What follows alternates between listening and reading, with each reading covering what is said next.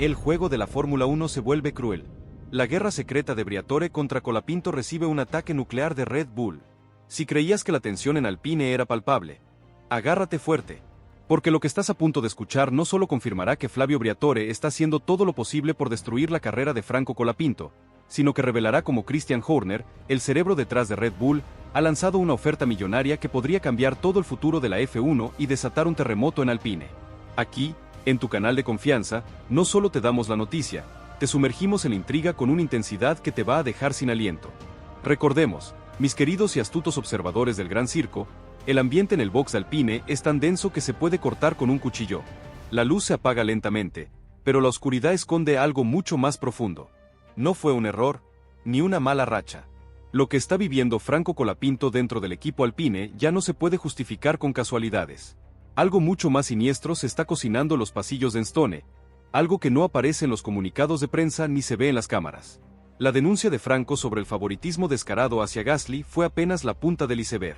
Lo que siguió, la escalada de movimientos calculados de Flavio Briatore para forzar su salida, es la verdadera historia de esta guerra silenciosa que tiene al mundo de la Fórmula 1 en vilo.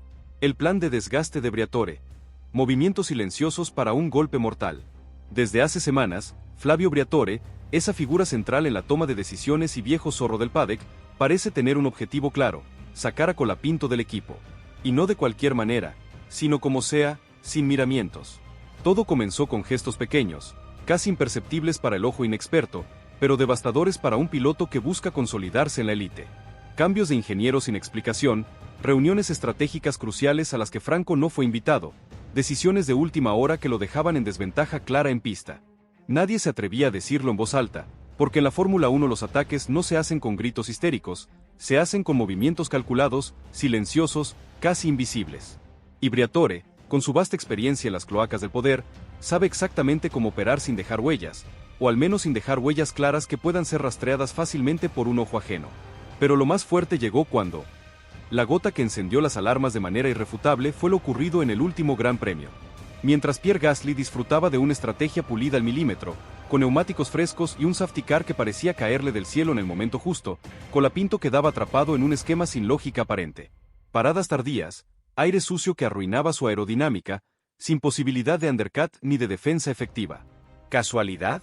Difícil creerlo, sobre todo cuando, después de la carrera, Briatore elogió abiertamente a Gasly y calificó la actuación de Franco como decepcionante y por debajo de las expectativas de un equipo de Fórmula 1.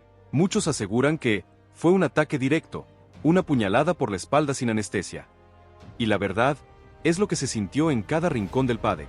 Si esto te enfurece, suscríbete ahora mismo y contanos en los comentarios qué pensás de esta estrategia sucia y descarada. Lo que llamó la atención no fue solo el contenido de las declaraciones de Briatore, sino el momento y la omisión deliberada. ¿Por qué criticar tan duramente a un piloto que, claramente, había sido perjudicado por una estrategia errónea, y recordemos, un fallo técnico en clasificación que lo dejó fuera de la Q2? ¿Por qué no mencionar siquiera el problema de la transmisión que lo marginó en un momento clave?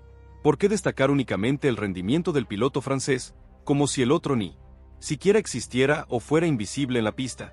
La respuesta es tan incómoda como evidente. Hay una intención clara de aislar a Colapinto, de debilitar su posición interna y de erosionar su confianza paso a paso. Fuentes cercanas al entorno del piloto argentino, que han sido testigos de primera mano de este calvario, comenzaron a notar un patrón sistemático. Algunos mecánicos leales a Franco fueron reasignados sin motivo aparente, a veces a puestos puramente administrativos o a turnos incompatibles. Los datos de telemetría que antes se compartían con libertad y fluidez, ahora llegaban con retraso, o directamente no llegaban en el momento crucial para la toma de decisiones. Y lo más grave, las decisiones clave sobre estrategia y desarrollo del coche se estaban tomando sin consultarlo en lo más mínimo. Franco está siendo borrado del mapa, no de manera directa con una comunicación oficial, sino de forma progresiva y sutilmente cruel. Y cuando eso pasa en un equipo de Fórmula 1, un entorno de máxima competencia y cero margen de error, el desenlace siempre es el mismo. La puerta de salida se abre lenta pero inexorablemente. Si sentís que esta es una injusticia tremenda, si la bronca te carcome, dale like y compartí este video con tus amigos que necesitan saber la verdad más cruda de la F1. La resistencia silenciosa de Colapinto. Un guerrero que no se rinde, una estrategia de acero. Colapinto, sin embargo, no es ningún ingenuo. No es ajeno a lo que ocurre a su alrededor. Sabe leer el ambiente, Entiende cuando lo están empujando hacia la salida con una sutileza venenosa. Pero lejos de explotar, lejos de caer en la trampa de la frustración que lo haría parecer emocional o indisciplinado ante los ojos de la cúpula, elige el camino del trabajo incansable y la inteligencia fría. Cada vez pasa más horas con los datos, más tiempo analizando cada micro detalle con su ingeniero de confianza, más foco en su preparación personal, física y mental. No porque tenga esperanzas de que todo mejore mágicamente, sino porque sabe que si le van a cerrar la puerta, lo van a tener que hacer con pruebas claras e irrefutables de su falta de rendimiento, no por una supuesta falta de compromiso o una explosión emocional. Y aquí es donde todo cambió, de forma radical e inesperada. El conflicto es silencioso, sí, pero está instalado hasta la médula en Alpine. Dentro del equipo, hay quienes empiezan a tomar partido, no públicamente, claro, pero sí en los susurros de los boxes y en las miradas cómplices. Algunos ven en Colapinto un talento real y explosivo que no ha sido explotado por decisiones injustas, un pibe con un futuro brillante que merece una oportunidad real y equitativa. Otros, aquellos más alineados con Briatore y la vieja guardia, creen que el argentino no es el perfil que Alpine necesita, que no tiene la experiencia necesaria para un equipo de punta, que genera demasiado ruido mediático, que incomoda a la estructura. Y para una figura como Flavio, con su historial de mano de hierro, la incomodidad no es una virtud, es una amenaza que debe ser erradicada a cualquier costo. Mientras tanto, el entorno más cercano de Colapinto ya analiza escenarios alternativos, porque si el cerco se cierra del todo, Franco no se va a quedar esperando una patada formal que lo deje en la calle. Tiene opciones reales, tiene contactos sólidos en el paddock y tiene, sobre todo, algo que pesa más que cualquier contrato blindado, el respaldo popular masivo e incondicional. Los fanáticos lo bancan como a nadie, la prensa internacional lo sigue de cerca con un interés creciente, y en un deporte donde la imagen y la narrativa también cuentan, y mucho, sacarlo del equipo sin un motivo claro y contundente puede ser un boomerang muy peligroso para Alpine, dañando su reputación de forma irreparable. Briatore, sin embargo, parece dispuesto a asumir ese riesgo colosal. Fuentes internas confirmadas por nuestra investigación revelan que ya evalúa posibles reemplazos. Incluso ha hecho consultas informales con pilotos de reserva de otras escuderías y managers de talentos de la F2. Todo en un silencio sepulcral, todo entre pasillos oscuros, pero el movimiento está en marcha. Y en este ajedrez silencioso, Colapinto se juega más que una temporada. Se juega su lugar en la élite de la Fórmula 1, el sueño de toda su vida. Si esto te tiene al borde del asiento, si no podés creer lo que está pasando, suscríbete y contanos hasta dónde crees que llegará esta guerra despiadada. La contrapartida. Aliados inesperados y la fisura creciente en Alpine. Franco Colapinto nunca fue de los que piden ayuda a gritos. Desde sus inicios en el automovilismo, siempre entendió que en este deporte de lobos, la verdadera batalla se libra en soledad, con el casco puesto y el pie a fondo. Pero esta vez el conflicto había superado con creces lo deportivo. Era una cuestión política, un juego de poder puro y duro, y él sabía que resistir a Briatore desde adentro iba a requerir algo más que talento en pista y horas de simulador. Necesitaba aliados estratégicos, influencia real, presión externa que Alpine no pudiera ignorar y, sobre todo, información privilegiada para desenmascarar la farsa. Pero lo más fuerte llegó cuando. Lo primero que hizo Franco, con una frialdad y una inteligencia impropias de su edad, fue reforzar su círculo más cercano y leal.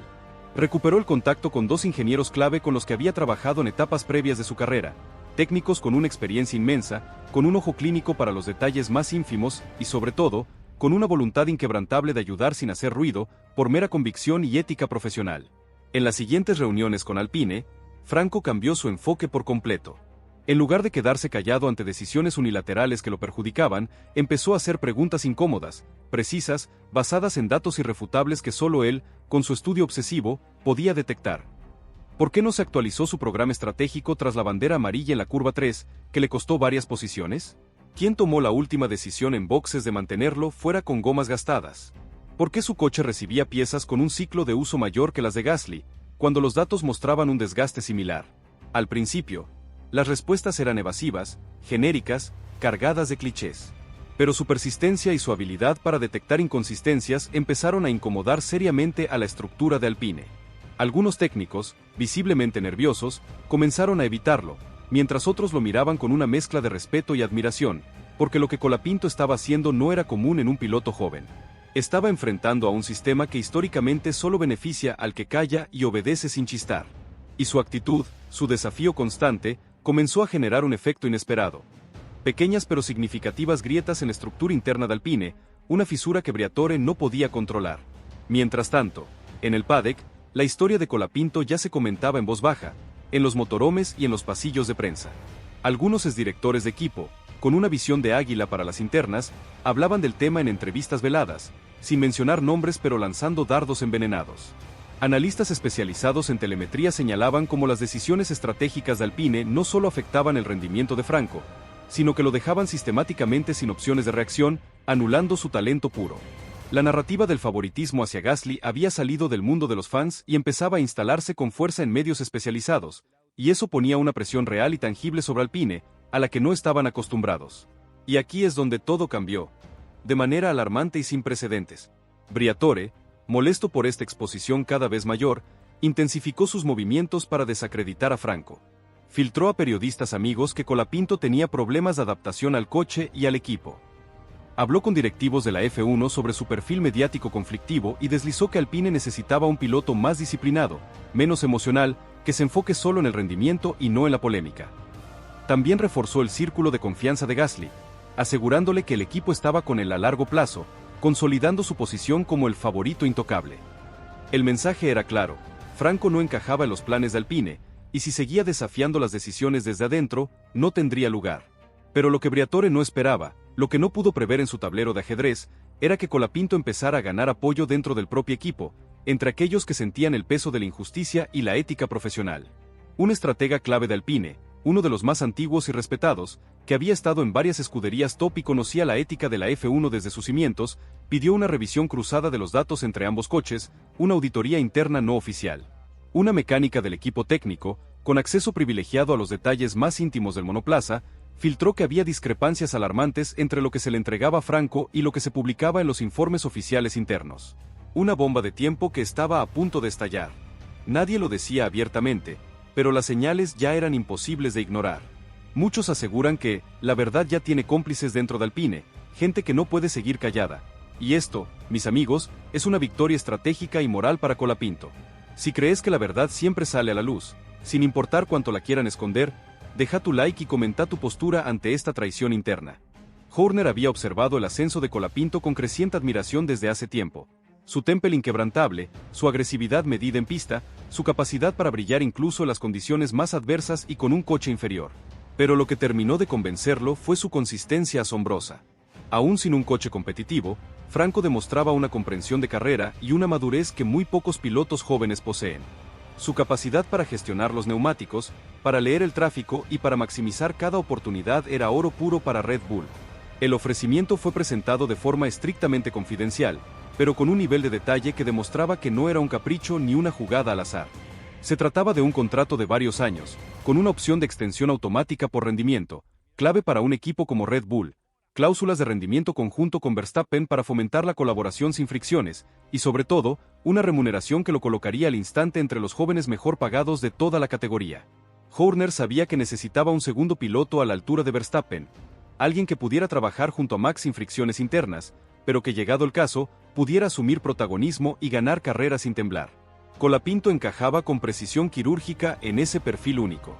Desde Milton Keynes, el equipo de scouting de Red Bull venía siguiendo a Franco desde la Fórmula 3. No fue casualidad, fue un seguimiento de años. Su forma de leer las carreras, de adaptarse al desgaste de los neumáticos y su enfoque profesional impecable, incluso cuando la política interna de Alpine lo relegaba a un plano menor, había llamado poderosamente la atención del grupo más cerrado que asesora a Horner. Es Verstappen sin la ira. Mismo enfoque, misma sangre fría, pero más contenido, más táctico, dijo una fuente interna del equipo a la que tuvimos acceso. Y en Red Bull, ese tipo de perfil era oro puro, el compañero ideal para el tricampeón. Franco recibió la propuesta en un momento clave. El timing era perfecto. Su relación con Alpine estaba en un punto muerto, agonizando. Los resultados ya no dependían solo de él, sino de un entorno que no terminaba de confiar, que lo frenaba en lugar de empujarlo hacia adelante.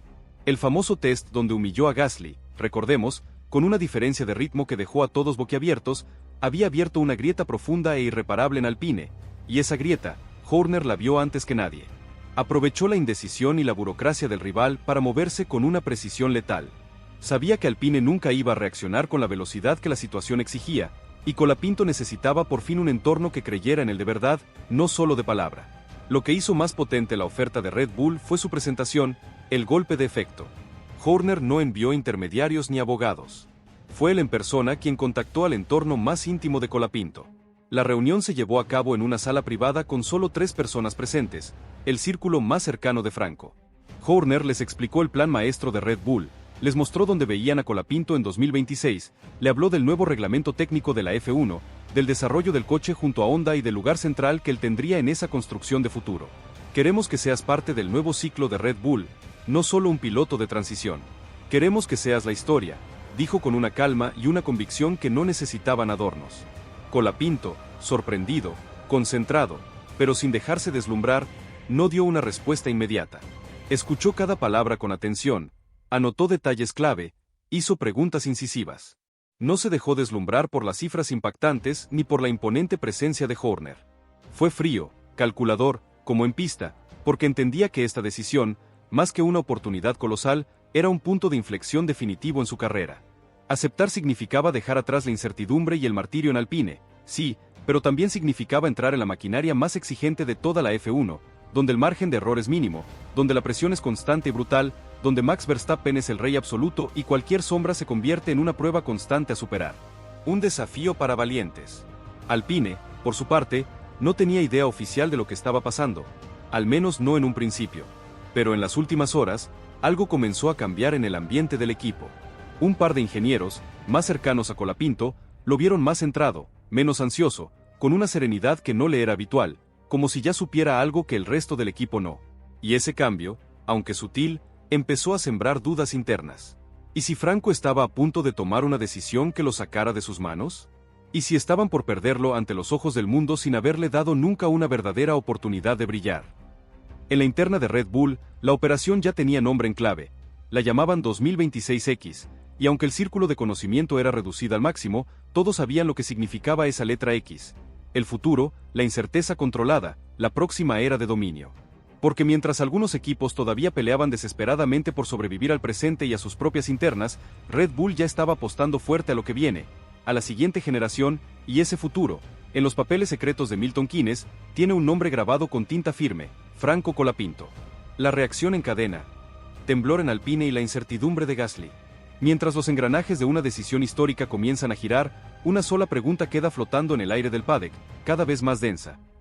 ¿Dará Franco el paso definitivo hacia Red Bull o esperará una última reacción, un gesto real y contundente de Alpine, antes de cerrar la puerta para siempre?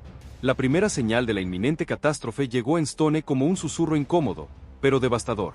Pero lo más fuerte llegó cuando un periodista especializado con contactos de altísimo nivel dentro del paddock deslizó en una nota, sin mencionar detalles ni cifras, pero con una precisión escalofriante, que Red Bull había tenido una reunión privada y de muy alto perfil con el entorno de Colapinto. Bastó esa frase, ese único dato, para que la dirección de Alpine entrara en modo defensivo, con la alarma roja encendida. Lo que en un principio parecía una especulación más, un rumor de pasillo, cobró una fuerza inusitada cuando uno de los ingenieros del equipo recibió un mensaje desde Milton Keynes solicitando informes públicos de las últimas sesiones de simulador de Franco. En la F1, nada, absolutamente nada, es casualidad. Esto era una clara señal de interés, una amenaza directa. Si te sentís como si estuvieras en una película de espías, dale like y contanos tu mejor teoría de la conspiración. La cúpula directiva de Alpine, sumida en el pánico, convocó una reunión de urgencia. El nombre de Christian Horner apareció de inmediato sobre la mesa, junto con una lista creciente de otros equipos que también habían mostrado interés en Colapinto. Pero el problema no era quien lo quería, el problema real y vergonzoso era porque Alpine lo había ignorado y maltratado hasta ahora, porque no le habían dado el valor que tenía bajo su propio techo. Varios técnicos, aquellos que habían estado a favor de Franco desde el principio y que habían visto su potencial desperdiciado, manifestaron su frustración de forma abierta, en un clima de tensión insoportable. Tuvimos a un talento puro bajo contrato y jamás lo tratamos como un piloto de élite, se escuchó decir a uno de ellos. El silencio en la sala fue brutal, pesado, porque todos sabían que era cierto, que esa era la verdad ineludible. Gasly, al tanto del rumor de Red Bull, pero sin detalles específicos sobre la oferta millonaria, pidió explicaciones a su ingeniero de confianza. ¿Es verdad que Red Bull quiere a Franco?, preguntó con un tono más incómodo que curioso, visiblemente afectado. La figura de Colapinto, a quien habían intentado eclipsar, ahora lo perseguía como un fantasma. Su entorno trató de calmarlo, no está firmado nada todavía. Pero todos sabían lo que eso significaba. Si Horner ya había hecho la oferta, entonces la pelota ya no estaba en manos de Alpine. Era Franco quien tenía ahora el control total de su destino, su carrera, y esa dinámica de poder incomodaba profundamente al piloto francés, acostumbrado a tener el respaldo institucional por defecto, sin cuestionamientos. Y aquí es donde todo cambió, con un golpe de realidad frío. Flavio Briatore, por su parte, no tardó en reaccionar. Aunque públicamente mantenía una postura neutra, casi de desinterés, en privado se mostró alterado, furioso. Si lo dejamos ir a Red Bull, será nuestra humillación pública más grande, habría dicho en una conversación privada que fue filtrada por un miembro del equipo a nuestra investigación. El asesor italiano entendía mejor que nadie lo que estaba en juego. No era solo perder a un piloto joven con talento, era permitir que un rival directo, el dominante Red Bull, capitalizara el error estructural, la negligencia y la política interna destructiva de Alpine. Y eso, en el mundo político y competitivo de la F1, se paga carísimo, con desprestigio y pérdida de credibilidad. Mientras tanto, Franco seguía con su agenda con una disciplina espartana, entrenamientos rigurosos, horas interminables en el simulador, descanso programado. No daba pistas ni en sus redes sociales, ni en su lenguaje corporal, ni una sonrisa de más. Pero por dentro sabía que la tormenta había comenzado y que él era el epicentro. Su entorno ya había hecho consultas legales sobre cláusulas de salida y opciones de contrato, y aunque no había firmado con Red Bull, la oferta estaba sobre la mesa, vigente, tentadora, con un brillo que Alpine no podía igualar. Por primera vez en su carrera, Franco tenía la llave de su destino en la mano, y no pensaba soltarla sin una razón poderosa, sin garantías reales. Horner, al tanto del caos y la desesperación que se desataba en Alpine, no se apresuró. Sabía que el silencio era su mejor arma en esta guerra psicológica. Cuanto más tiempo Alpine se demorara en reaccionar, más fuerte se volvía su propuesta y más débil la posición del equipo francés. Ya había vivido esto antes con otros talentos que buscaba robar de la competencia, y siempre aplicaba la misma estrategia: presión silenciosa, una oferta fuerte pero discreta, un entorno observador y dejar que el rival se desgaste solo, cometiendo errores por desesperación. Porque cuando un piloto empieza a sentir que lo quieren de verdad en otro equipo, que hay una estructura que confía plenamente en él, la confianza con su estructura actual se resquebraja sin remedio, de forma irrecuperable. Desde el paddock, otros pilotos, managers y figuras clave comenzaron a comentar el asunto entre bambalinas, en los motorhomes. Algunos lo veían como una jugada maestra de Red Bull, una declaración de intenciones. Otros lo tomaban como una advertencia brutal de lo que pasa cuando se subestima a alguien con el carácter y el talento de Colapinto. Incluso Verstappen, el rey de la F1, aunque sin hablar directamente del tema Colapinto, fue consultado en privado por periodistas sobre su futuro compañero. ¿Qué opinas si te ponen a Colapinto al lado?, le preguntaron. Si es rápido, bienvenido, respondió sin sonreír. Porque aunque Verstappen domina, no le gusta compartir el foco de atención y la presión, y eso en 2026, con Franco al lado, podría cambiar drásticamente. Alpine, en un intento desesperado, evaluó ofrecerle a Franco garantías deportivas, más participación en decisiones técnicas y hasta una mejora económica significativa. Pero en el fondo, sabían que ya no se trataba solo de números, de dinero. Se trataba de confianza, de lealtad, de haberlo dejado solo cuando más los necesitaba. Y esa confianza, Alpine la había desgastado en silencio durante meses. Ahora necesitaban más que promesas vacías, necesitaban un gesto real, uno contundente, o el piloto argentino pondría su firma en otro papel y se iría con la competencia. Por otro lado, la fanaticada, el quinto elemento en esta ecuación, empezaba a moverse. Las redes sociales explotaron con especulaciones, montajes de Franco con el mono de Red Bull, videos virales con frases de Horner que se difundían como reguero de pólvora. El nombre de Colapinto, que ya era tendencia en el mundo hispano, ahora comenzaba a sonar con fuerza en medios británicos, italianos y hasta alemanes. El fenómeno estaba creciendo a un ritmo vertiginoso, sin control. Y en medio del torbellino, Franco mantenía su estilo inalterable, concentración absoluta y cero declaraciones, dejando que el mundo hablara por él. Su silencio era la mayor de sus armas. Entonces, ¿qué pasará ahora? La cuerda se tensa, los secretos están a punto de ser revelados, y la Fórmula 1 se enfrenta a su prueba de fuego. ¿Saldrá la verdad a la luz, o la maquinaria del poder logrará silenciar a Franco Colapinto? ¿Será el testigo clave quien destape todo? ¿Habrá una intervención de la FIA que sacuda los cimientos del deporte? ¿O Franco encontrará un nuevo hogar en Red Bull, donde su talento pueda brillar sin sombras y junto al mejor piloto del mundo? La comunidad ya eligió su bando, los dados están echados, y vos, ¿de qué lado estás en esta batalla épica que definirá el futuro de la F1? No te quedes afuera de esta historia que va a cambiar la historia del automovilismo. Suscríbete a nuestro canal para no perderte ni un solo detalle, Déjanos tu like si esta noticia te dejó helado y te hizo vibrar, y compartí este video con todos tus amigos que necesitan saber la verdad absoluta sobre el caso Colapinto, el brutal ataque de Briatore y la guerra interna en Alpine que ha provocado el ibombazo de Red Bull.